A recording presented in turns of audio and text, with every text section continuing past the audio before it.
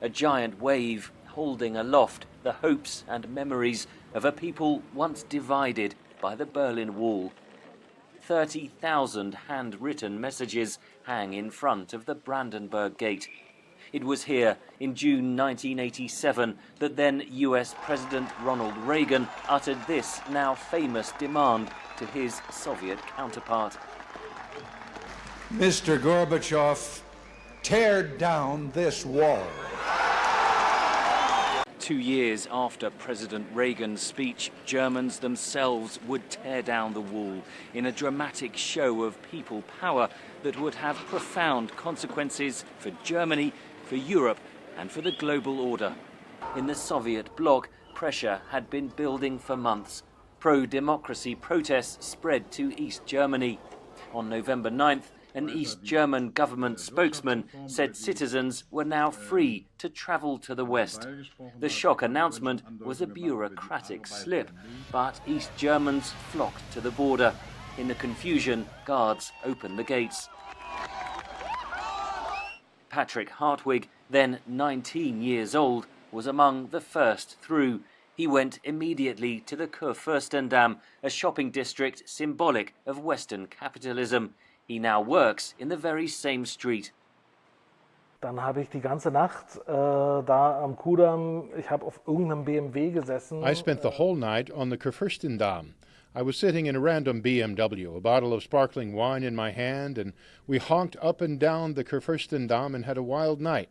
30 years later, I still think the changes were positive. It was a peaceful change. The events of that night echoed across the world. A few weeks later, Soviet leader Mikhail Gorbachev and new US President George Bush announced the Cold War was over.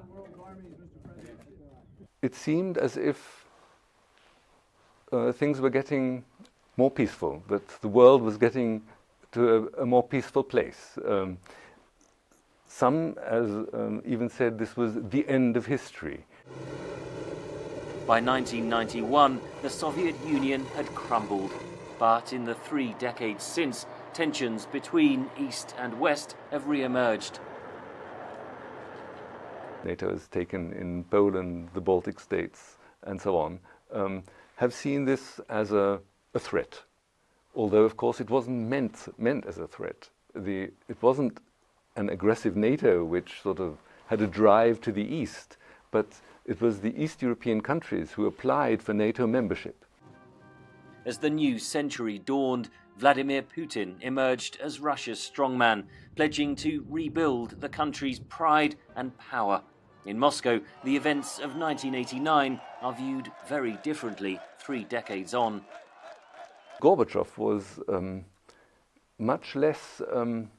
is now much less accepted than he was then, because he is now seen not only as the person who gave away the GDR, but also as the person who destroyed the Soviet Union. And Putin is, I think, essentially trying to regain part of this Soviet hegemonic position in Europe. In 2014, Russia forcefully seized Crimea and supported pro-Russian separatists in eastern Ukraine. Relations between East and West have plunged. Russia and the United States are rearming. Moscow blames the West for missed opportunities. It could have been a win-win situation, but for that, the Western countries should have been much wiser.